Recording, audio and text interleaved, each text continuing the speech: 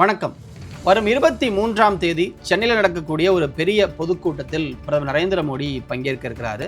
இந்த கூட்டத்தை பொறுத்த வரைக்கும் தேசிய ஜனநாயக கூட்டணியில் இருக்கக்கூடிய அனைத்து கட்சிகளையும் இந்த கூட்டத்தினுடைய மேடையில் ஏற்றணும் அப்படின்றது தான் நயினார் நாகேந்திரனுக்கும் எடப்பாடி பழனிசாமி அவர்களுக்கும் கொடுக்கப்பட்டிருக்கக்கூடிய ஒரு டாஸ்கா இருக்கு. இதற்கிடையில செய்தியாளர்களை சந்தித்த எடப்பாடி பழனிசாமி ஓரிரு தினங்கள்ல ஒரு புதிய கட்சியும் எங்களுடைய கூட்டணிக்குள் இணைய போகிறது அப்படின்னு சொல்லி ஒரு விஷயத்த சொல்லியிருக்காரு. அந்த புதிய கட்சி எது அப்படின்றது தான் இப்போதைக்கு இருக்கக்கூடிய ஒரு டாபிக். என்ன அப்படின்னு பார்த்தோம்னா, தேசிய ஜனநாயக கூட்டணியில் ஏறக்குறைய பழைய கூட்டணியில் யாரெல்லாம் இருந்தார்களோ அவர்கள் அனைவரையும் ஏறக்குறைய இணைச்சிட்டாங்க. அதில் விடுபட்டு போயிருப்பது பார்த்தோம்னா தேமுதிக மட்டும்தான். இப்போ தேமுதிகவை பொறுத்த வரைக்கும் கடலூரில் சமீபத்தில் ஒரு மீட்டிங் அந்த கட்சி சார்பாக போடப்பட்டது. மிகப்பெரிய ஒரு பிரம்மாண்டமான ஒரு பொதுக்கூட்டமாக அங்கே இருந்தது. அந்த பொதுக்கூட்டத்தில் யாருடன் கூட்டணி அப்படின்னு பிரேமலதா அறிவிப்பாங்க அப்படின்னு முன்னமே சொல்லப்பட்டது. ஆனால் பிரேமலதா கூட்டணியை அறிவிக்கலை. அதற்கு பதிலாக கூட்டணி குறித்து மாவட்ட செயலரோடு ஆலோசித்து விரைவிலேயே அறிவிப்பேன் அப்படின்னு சொல்லிட்டு போயிட்டாங்க. பிரேமலதாவை பொறுத்த வரைக்கும் அவங்க சில கண்டிஷன்ஸை எடப்பாடி பழனிசாமிக்கு கொடுத்திருப்பதாக தெரிகிறது. தேமுதிகவை பொறுத்த வரைக்கும் விஜயகாந்த் இருந்த பொழுது இருந்த மவுசு அப்படின்றது அந்த கட்சிக்கு இப்போதைக்கு இல்லை. ஆனாலும் கூட அந்த கட்சி தன்னை பொறுத்த வரைக்கும் ஒரு வட மாவட்டங்களில் நாங்கள் ஒரு ஆளுமை மிக்க கட்சி இல்லை, எங்களுக்குன்னு ஒரு கணிசமான வாக்குகள் இருக்கு அப்படின்றத எப்பொழுதுமே நம்பக்கூடிய கட்சியாக இருக்கிறது. ஸோ தேமுதிகவை பொறுத்த வரைக்கும் தேசிய ஜனநாயக கூட்டணிக்குள்ள வரணும் அப்படின்னா எங்களுக்கு குறைந்தபட்சம் 30 சட்டமன்ற தொகுதிகளும் ஒரு ராஜ்யசபா சீட்டும் வேணும் அப்படின்னு அந்த கட்சி நினைக்குது. ஏன் அப்படின்னா நீண்ட நாட்களாகவே இல்லை நீண்ட வருடங்களாகவே தன்னுடைய சகோதரர் எல்கே சுதீஷை எப்படியாவது ராஜ்யசபாவுக்கு அனுப்பணும் அப்படின்றது பிரேமலதாவினுடைய விருப்பமாக இருக்கு. ஆனால் ஒவ்வொரு முறையும் அந்த விஷயன்றது தட்டி கழிக்கப்பட்டே வந்தது. இதனால தான் என்ன பண்ணாங்கன்னா, அதிமுகவோடு கூட்டணி வைத்த பொழுது ஒரு ராஜ்யசபா சீட்டுக்கு ஒப்பந்தத்தை அவங்க போட்டாங்க.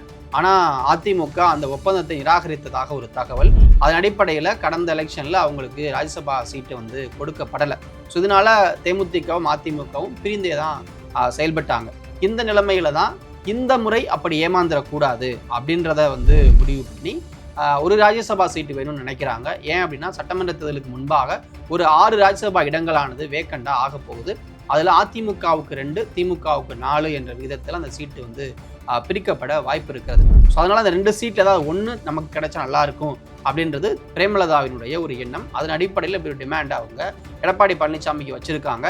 ஆனால் இது கம்பேரட்டிவ் ஹை டிமாண்ட் அப்படின்றது அதிமுக நினைக்குது.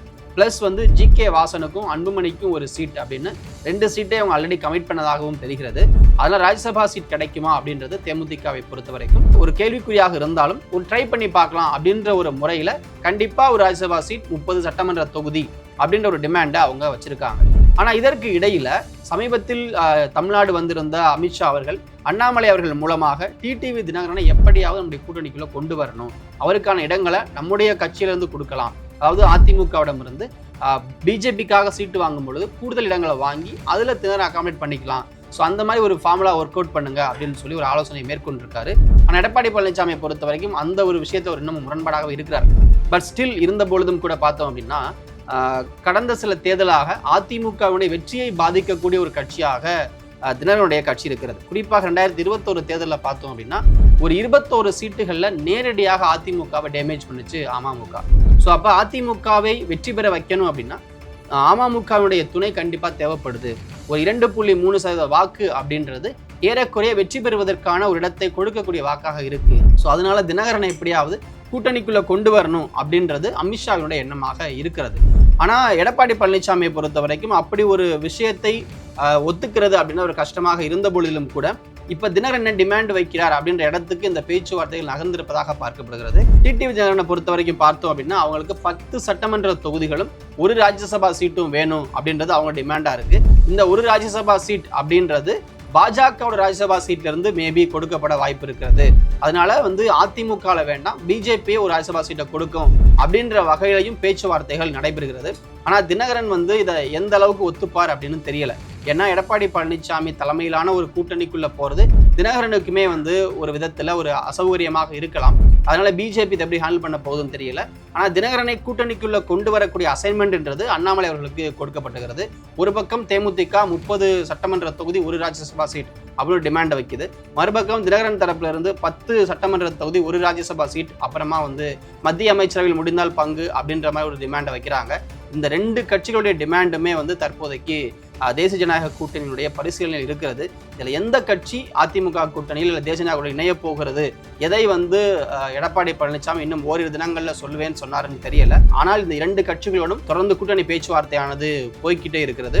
இந்த 2 கட்சிகளையும் உள்ள கொண்டு வரணும் அப்படின்ற டாஸ்க் நயினார் நாகேந்திரனுக்கும் அண்ணாமலைக்கும் கொடுக்கப்பட்டிருக்கிறது. எப்படி இருந்தாலும் பழைய தேசிய ஜனநாயக கூட்டணியை மீண்டும் உயிர்ப்பித்து வலுப்பெற வைத்து இந்த எலெக்ஷனை ஃபேஸ் பண்ணணும் அப்படின்றது தான் பிஜேபியோட எண்ணமாக இருக்கிறது.